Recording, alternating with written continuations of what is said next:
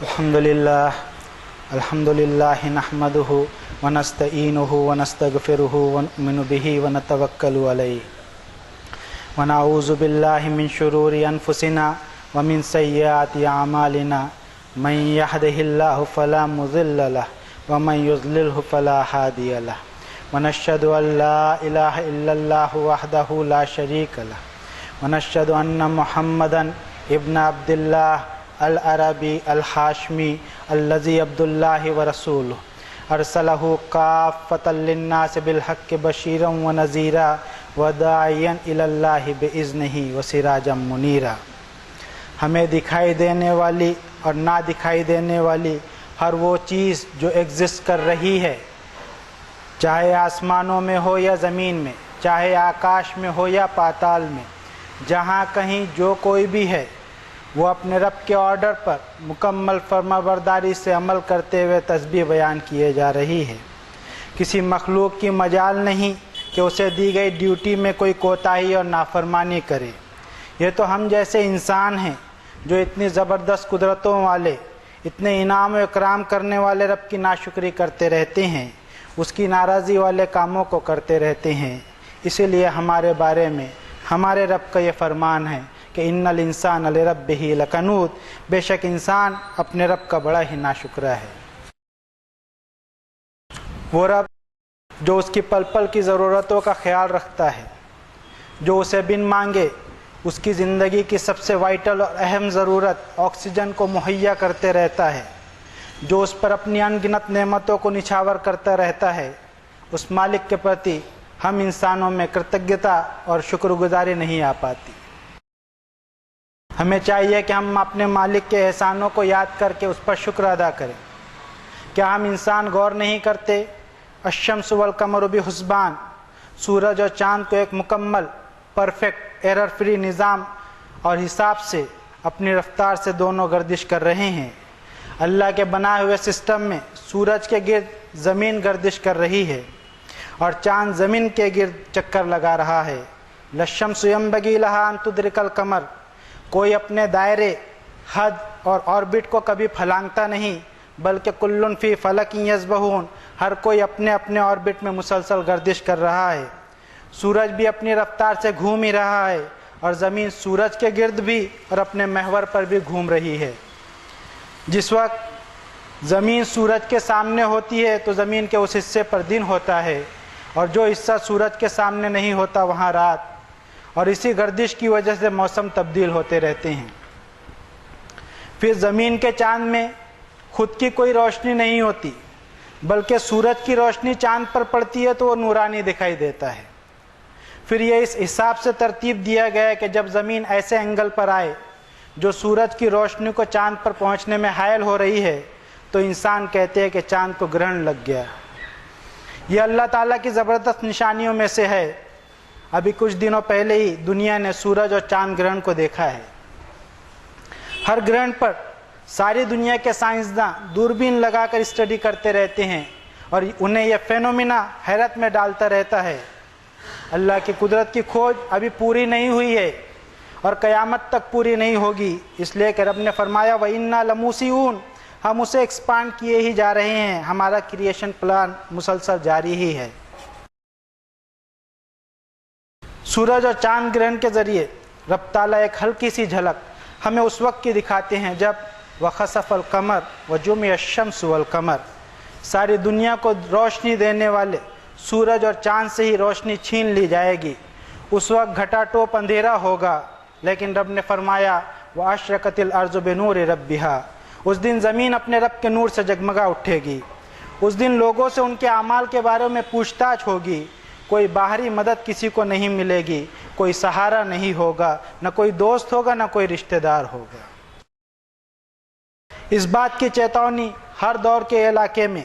अपने नबियों, रसूलों और किताबों के ज़रिए रब ताला इंसानों को देता रहा।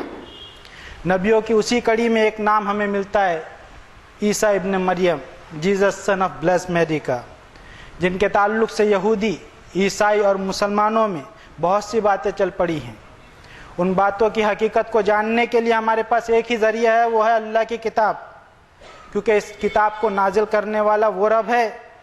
جس نے مریم کے بیٹے عیسیٰ کو خود پیدا کیا ہے۔ اسی طرح پورے قرآن کریم میں صرف ایک ہی خاتون، ایک ہی لیڈی کا نام اللہ تعالیٰ نے استعمال کیا، اور وہ ہے مریم، جنہیں دنیا حضرت عیسیٰ کی ماں کی حیثیت سے جانتی ہے۔ مریم کی پیدائش، اللہ کے مشن کے لیے ان کے ڈیووشن، اور پھر ان کے بطن سے حضرت عیسیٰ کی پیدائش کے بارے میں بڑی تفصیل اور ڈیٹیل سے اللہ تعالیٰ نے قرآن کریم میں بات کی ہے۔ ہم انسان دن رات اپنے سامنے ہو رہے معجزوں کو دیکھتے رہتے ہیں، جس میں ہمیں ہمارے مالک کی قدرتوں اور پاورز کا احساس ہوتا ہے۔ اس کے باوجود حضرت عیسیٰ علیہ السلام کی معجزانہ پیدائش کو ماننے میں ہم لوگوں کو تردد اور ہچکچاہٹ ہوتی ہے، صرف اس بات پر کہ ان کے والد نہیں۔ تو اللہ تعالیٰ نے حضرت عیسیٰ کی مثال ہمیں دی کہ آدم کے معاملے میں تو ماں باپ دونوں ہی نہیں، فرمایا ان مثل عیسیٰ عند اللہ کمثل آدم خلقہ من تراب ثم قال له کن فیکون۔ بے شک اللہ کے نزدیک عیسیٰ کی مثال ایسی ہی ہے جیسے کہ آدم، اس نے آدم کو مٹی سے پیدا کیا، پھر اسے کن کہا تو وہ وجود میں آ گیا۔ قرآن کریم میں اللہ تعالیٰ نے حضرت عیسیٰ کا کلمۃ اللہ اور روح اللہ جیسے القاب سے تذکرہ کیا، جو اللہ کی مدد سے دکھی اور بیمار انسانوں کے سروں پر محبت اور ہمدردی کے جذبات کے ساتھ ہاتھ پھراتے تھے، جس کی وجہ سے اللہ تعالیٰ نے انہیں المسیح دا مسیح کا لقب بھی دیا۔ بے شک اگر دعوت میں نرمی نہ ہو، سامنے والے کے لیے ہمدردی کے جذبات نہ ہو، تو کسی بھی طرح کی نصیحت بے معنی ہوگی، کیونکہ دستک اور نوک کا مطلب دروازہ کھلوانا ہوتا ہے، توڑنا نہیں۔ لہٰذا ہماری باتوں سے ہم لوگوں کے دلوں کو چھو لینے والا انداز اپنائیں، ان کا بھروسہ جیتے، انہیں امن کا یقین دلائیں، تو ہی ہماری باتیں سامنے والے کے دل تک پہنچے گی۔ دھیان رکھیں کہ اپنی باتوں سے ہم دلوں کو جوڑنے کا کام کریں، نہ کہ توڑنے کا۔ یہی وجہ ہے کہ اپنے آخری نبی سے بھی اللہ تعالیٰ نے کہا وَقُلْ لَهُمْ فِي أَنفُسِهِمْ قَوْلًا بَلِيغًا، اے نبی صلی اللہ علیہ وسلم دعوت میں اپنے الفاظ اور لہجے کو اس طرح رکھیے کہ بات سامنے والے کے دل میں اتر جائے۔ اسی طرح حضرت موسیٰ اور حضرت ہارون کو بھی فرعون کی طرف بھیجتے وقت یہ تاکید کی گئی تھی کہ فَقُولَا لَهُ قَوْلًا لَيِّنًا لَعَلَّهُ يَتَذَكَّرُ أَوْ يَخْشَىٰ، تم دونوں فرعون کی دعوت دیتے وقت اپنی باتوں اور لہجوں کو نرم رکھنا، شاید ہے کہ فرعون سدھر جائے اور اسے اپنے انجام کی فکر ہو جائے۔ تو حضرت موسیٰ علیہ السلام اپنے رب سے دعا کرتے ہیں رب اشرح لی صدری ویسر لی امری واحلل عقدۃ من لسانی یفقہوا قولی، میرے رب میرے قلب و ذہن اور انٹلیکٹ کو کھول دیجئے، اور جو ذمہ داری آپ مجھے دے رہے ہیں اس میں میرے لیے سہولت اور آسانی فرمائیے، اور میرے ہیزیٹیشن کو دور کر کے مجھے ایسا اوریٹری پاور دیجئے کہ میں کھل کر آپ کی بات پہنچا سکوں، تاکہ وہ میری بات کی گہرائی کو سمجھ سکے۔ ہم اس بات کو اچھی طرح یاد رکھیں کہ الفاظ چابیوں کی طرح ہوتے ہیں، ان کا صحیح وقت پر صحیح استعمال کر کے لوگوں کے منہ کو بند بھی کیا جا سکتا ہے اور قلب و ذہن کو کھولا بھی جا سکتا ہے۔ یہی وجہ ہے کہ حضرت عیسیٰ علیہ السلام نے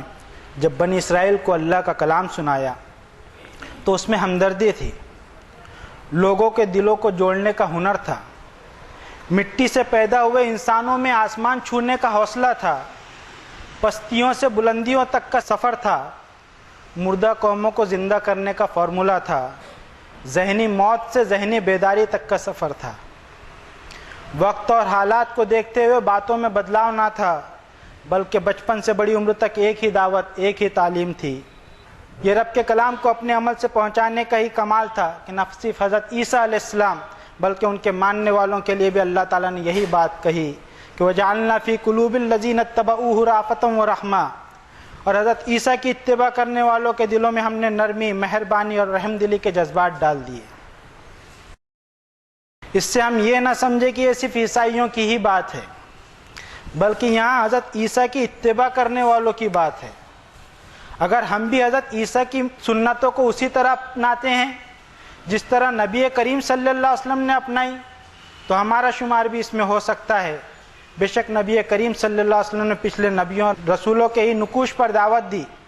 پچھلے نبیوں اور رسولوں سے ہٹ کر کوئی بات نہیں کی، نہ ہی دلوں کی سختی اور نفرت کی تعلیم دی، کیونکہ اللہ تعالیٰ نے آپ کو رحمت للعالمین کا لقب دیا اور آپ کے بارے میں فرمایا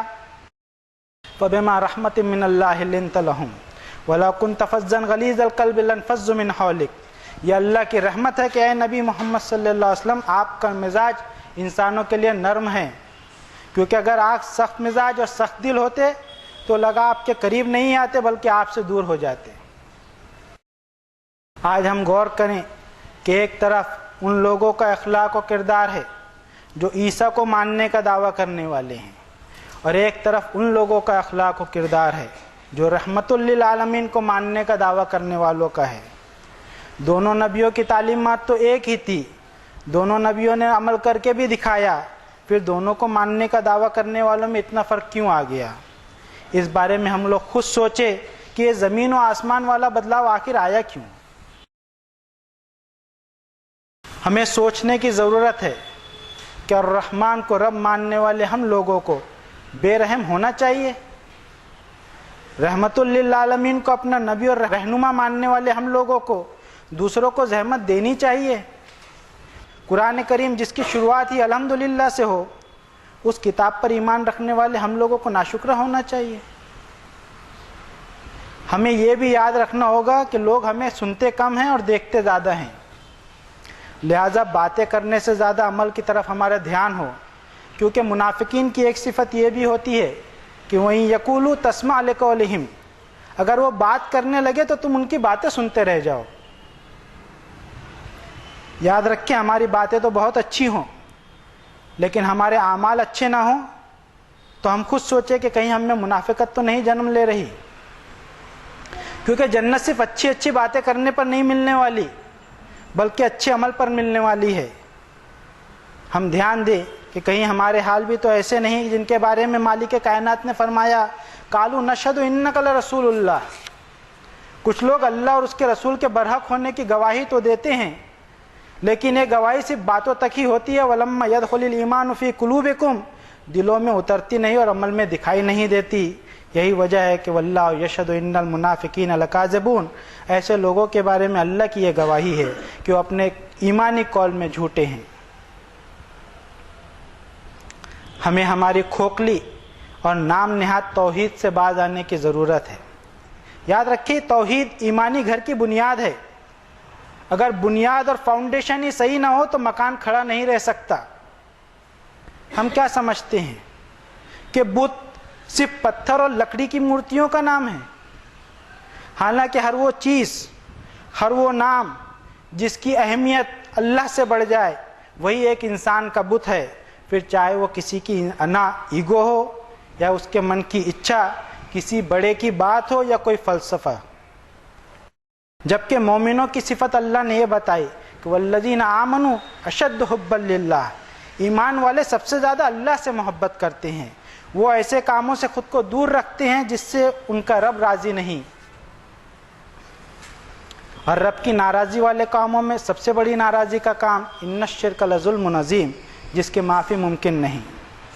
کیونکہ شرک انسان کو اندر سے ایمان اور لحاظ خدا سے بالکل ہی محروم کر دیتا ہے، یہاں تک کہ اس میں کوئی روحانی رغبت باقی نہیں رہتی اور اس کے دل کو مردہ کر دیتی ہے۔ لہٰذا اپنے مردہ ہو چکے دلوں کو زندہ کرنے کے لیے ہمیں واپس آنا ہوگا اس کتاب کی طرف لِيُنذِرَ مَنْ كَانَ حَيًّا، جو مردہ دلوں کو زندہ کرنے کے لیے اتاری گئی تھی، جسے ہم نے مردہ لوگوں کو بخشوانے کے کام پر لگا دیا۔ ابھی بھی دیر نہیں ہوئی ہے، ہمارے پاس اب بھی سمے ہے کہ ہم اس کتاب سے اپنے مردہ دلوں کو زندہ کر لیں۔ فرمایا مالک کائنات نے أَوَمَنْ كَانَ مَيْتًا فَأَحْيَيْنَاهُ وَجَعَلْنَا لَهُ نُورًا يَمْشِي بِهِ فِي النَّاسِ، کیا پھر وہ شخص جس کا دل مردہ ہو چکا تھا تو اسے ہم نے نئی زندگی دی اور اسے اپنی کتاب کا نور عطا کیا جس کی روشنی میں وہ انسانوں کے درمیان اپنی زندگی کا سفر طے کر سکے۔ یہ وہ کتاب ہے جو ہمیں موت کی حقیقت سے آشنا کرتی ہے، زندگی کا مطلب ہمیں سکھاتی ہے،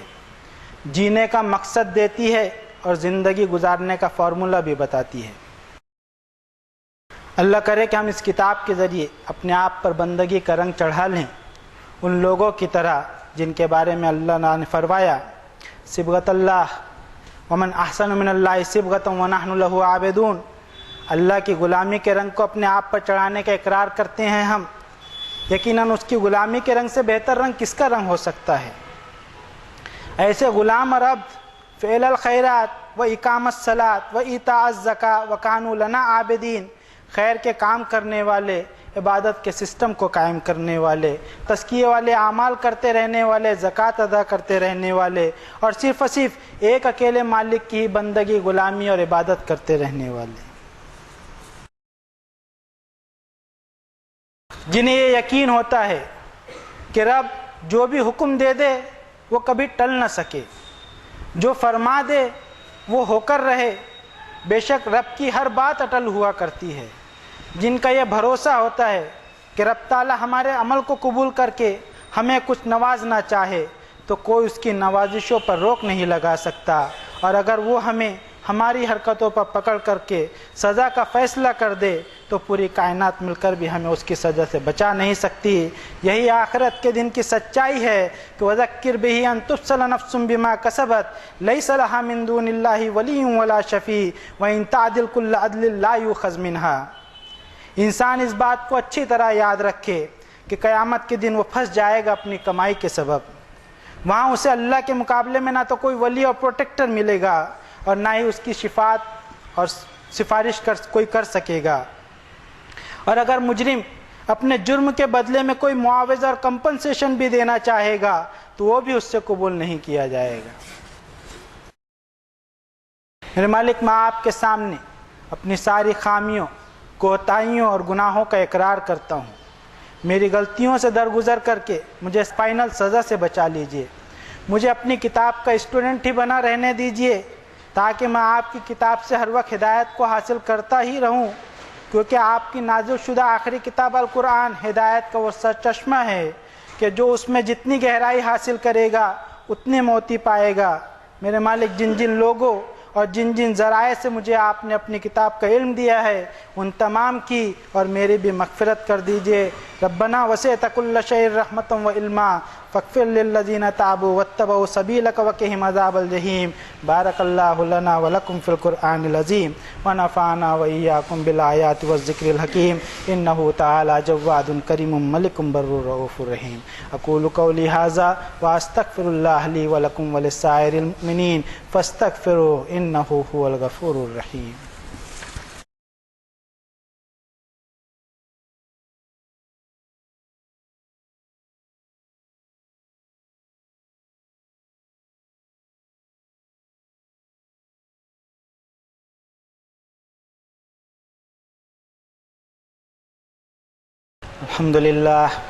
الحمد للہ وحدہ والصلاة والسلام علی من لا نبی بعدہ، اما بعد فاعوذ باللہ من الشیطان الرجیم، بسم اللہ الرحمن الرحیم۔ ان اللہ وملائکتہ یصلون علی النبی یا ایہا الذین آمنوا صلوا علیہ وسلموا تسلیما۔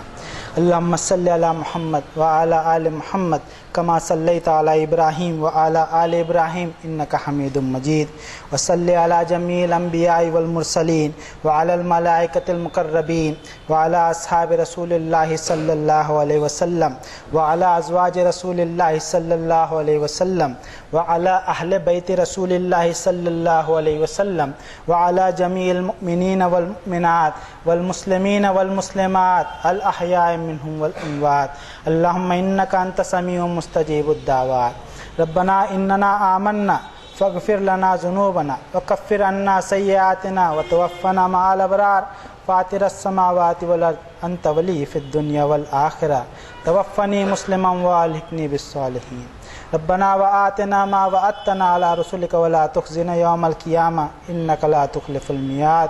ربنا اصرف عنا عذاب جهنم إن عذابها كان غراما إنها ساءت مستقرا ومقاما۔ اللهم واحفظنا من كل بلاء الدنيا وعذاب الآخرة، رب ارحمهما كما ربياني صغيرا۔ ربنا اغفر لي ولوالدي وللمؤمنين يوم يقوم الحساب۔ اللهم حاسبنا حسابا يسيرا، اللهم حين علينا سكرات الموت رب اوزعنی ان اشکر نعمتک التی انعمت علی وعلی والدی وان اعمل صالحا ترضاہ وادخلنی برحمتک فی عبادک الصالحین ربنا تقبل منا انک انت السمیع العلیم وتب علینا انک انت التواب الرحیم برحمتک یا ارحم الراحمین۔ عباد اللہ اتقوا اللہ رحمنی ورحمکم اللہ ان اللہ یأمر بالعدل والاحسان وایتاء ذی القربى وینہی عن الفحشاء والمنکر والبغی یعظکم لعلکم تذکرون اذکروا اللہ العلی العظیم یذکرکم ولذکر اللہ اکبر واللہ یعلم ما تصنعون۔